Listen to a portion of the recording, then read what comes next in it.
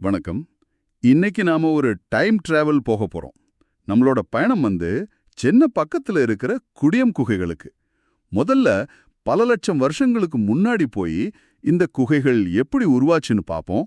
அப்புறம் அங்க வாழ்ந்த நம்ம மூதாதையர்களோட ஒரு நாள் எப்படி இருந்துச்சுன்னு கொஞ்சம் கற்பனை பண்ணி பார்ப்போம். கடைசியா நிகழ்காலத்துக்கு நாம எப்படி இந்த அனுபவத்தை பாதுகாப்பா பெறலாம்னு தெரிஞ்சுக்குவோம். நாம பார்க்க போற மூல ஆதாரம் இந்த குகைகளை பற்றிய ஒரு காணொளி. அதுல இருக்கிற தகவல்களை வச்சு இந்த மறைக்கப்பட்ட வரலாற்று புதையலை ஆழமா அலசுவோம். சரி, முதல்ல இது எங்க இருக்குன்னு தெளிவா சொல்லிடுறேன். திருவள்ளூர் மாவட்டத்துல பூண்டி நீர்த்தேக்கத்துக்கு பக்கத்துல அல்லிக்குழி மலைத்தொடர்னு ஒரு இடம் இருக்கு. அங்கதான் இந்த குடியம் குகைகள் அமைஞ்சிருக்கு. 1863ல ராபர்ட் ப்ரூஸ் ஃபுட்னு ஒரு பிரிட்டிஷ் நிலவியலாளர் மற்றும் தொல்லியல் ஆய்வாளர் தான் இதை முதல்ல உலகத்தோட கவனத்துக்கு கொண்டு வராரு. ராபர்ட் ப்ரூஸ்ஃபட், இந்த பேரை கேள்விப்பட்ட மாதிரி இருக்கு. இந்திய வரலாற்று புத்தகங்கள்ல வரும் இல்லையா? அவர்தானே இந்தியாவின் வரலாற்றுக்கு முந்தைய காலத்தின் தந்தைன்னு சொல்லப்படுறார். அதேதான், சரியா சொன்னீங்க. அவருதான் இங்க கற்கருவிகளை கண்டுபிடிச்சார். அதுக்கு பிறகு நடந்த ஆய்வுகள்ல குறிப்பா கார்பன் டேட்டிங் மாதிரியான முறைகள் மூலமா இங்க 2 முதல் 3 லட்சம் ஆண்டுகளுக்கு முன்னாடி மனிதர்கள் வாழ்ந்தது உறுதியாச்சு. ஒரு நிமிஷம், நீங்க கார்பன் டேட்டிங்னு சொல்லீங்க. அது பொதுவா உயிரினங்களோட வயதை, அதாவது எலும்புகள் மாதிரியான விஷயங்களோட வயதை கண்டுபிடிக்க பயன்படுத்துவாங்க தானே. இங்க இருக்கிற கற்கருவிகளுக்கோ பாறைகளுக்கோ அதை எப்படி பயன்படுத்த முடியும்? அதுல கார்பன் இருக்காதே. ரொம்ப ரொம்ப சரியான கேள்வி. நீங்க சொல்றது 100% கரெக்ட். கார்பன் டேட்டிங் முறைக்கு ஒரு வரம்பு இருக்கு. அது சுமார் 50,000 ஆண்டுகள் பழமையான கரிம பொருட்களுக்கு தான் பொருந்தும். இங்க கார்பன் டேட்டிங்னு மூல காணொளியில எளிமையா சொல்லியிருக்கலாம். ஆனா உண்மையில தொல்லியல் ஆய்வாளர்கள் தெர்மோலூமினிசென்ஸ் மாதிரியான மற்ற கதிரியக்க காலக்கணிப்பு முறைகளை தான் பயன்படுத்தியிருப்பாங்க. இல்லனா அந்த கற்கருவிகளோட கிடைச்ச மற்ற கரிம பொருட்களோட வயதை கணிச்சு அதன் மூலமா கருவிகளோட வயதை நிர்ணயித்திருப்பாங்க. ஓ, அப்படியா? ஆமா, சுருக்கமா சொன்னா இது அறிவியல் பூர்வமா நிரூபிக்கப்பட்ட ஒரு உண்மை. அருமையான விளக்கம். சரி, இப்ப அந்த குகைகளோட அமைப்புக்கு வருவோம். மூலக்காணொலியில பார்க்கும்போது அந்த மலைகளெல்லாம் யாரோ சிமெண்ட் கலவையில கூழாங்கற்கள் அள்ளி போட்ட மாதிரி ஒரு தோற்றத்தை கொடுக்குது.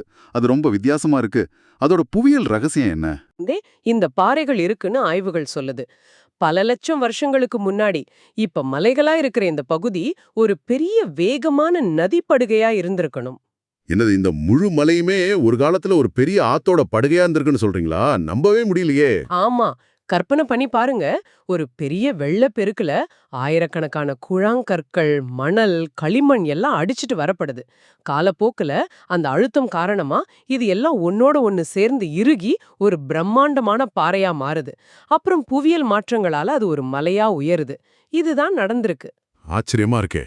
இப்போ அங்க பக்கத்துல ஓடுற கொசஸ்தலை ஆறு, ஆரணி ஆறு மாதிரியான நதிகளோட நீரோட்ட அரிப்பால அந்த பாறைகள்ல மென்மையான பகுதிகள் கரைஞ்சு போய் இந்த குகைகள் இயற்கையாவே உருவாகி இருக்கலாம்னு ஒரு கருத்து இருக்கு.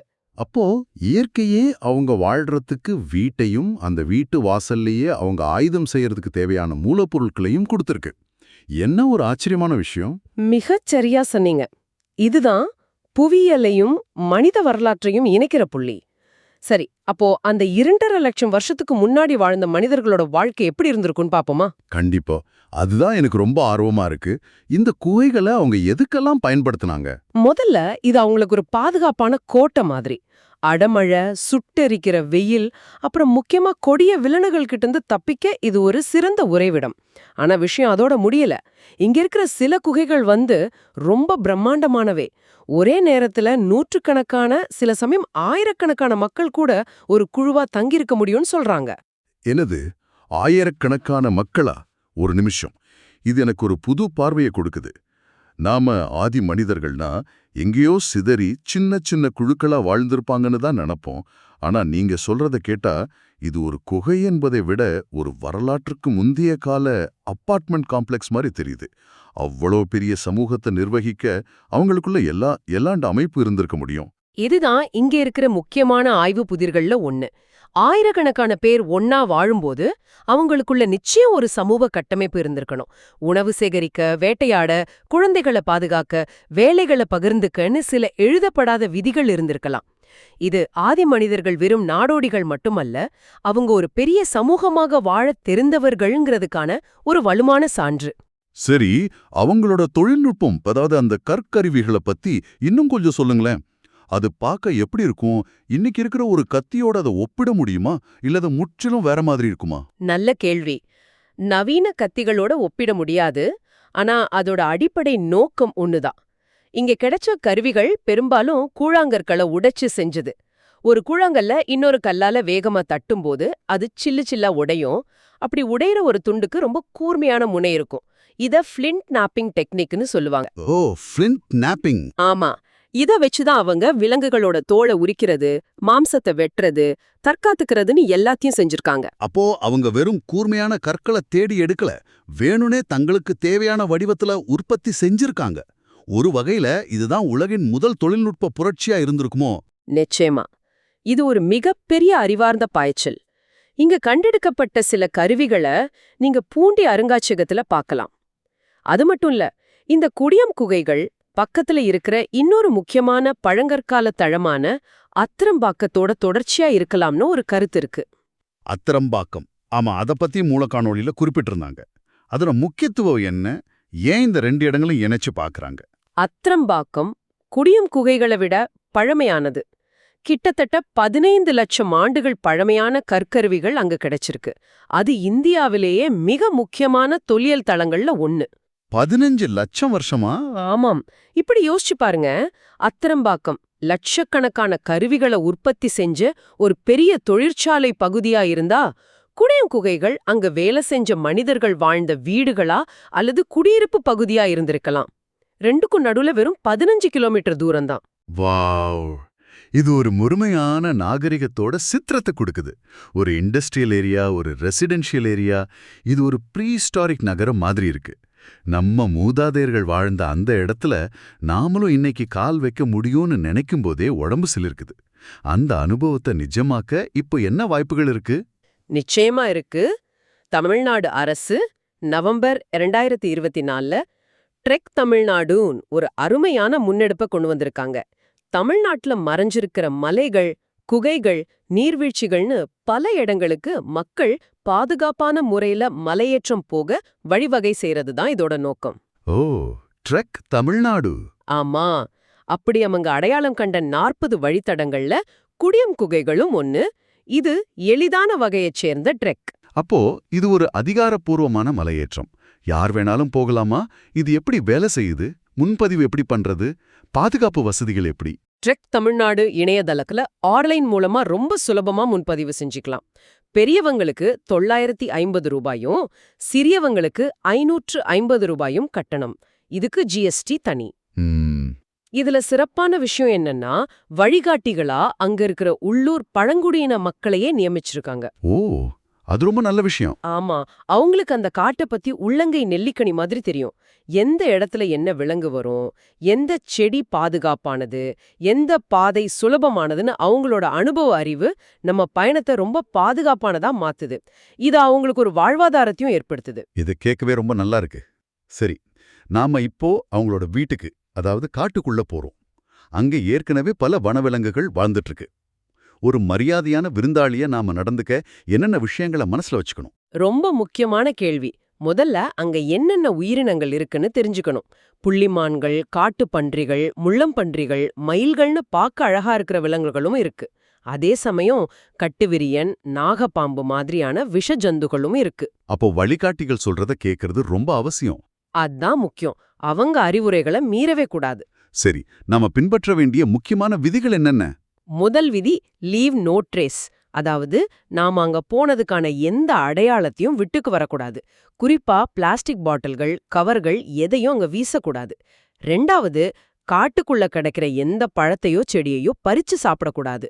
பார்க்க அழகா இருந்தாலும் சிலது விஷத்தன்மையோட இருக்கலாம். ஆமா, அது ரொம்ப ஆபத்து. 3வது, அமைதி காப்பது.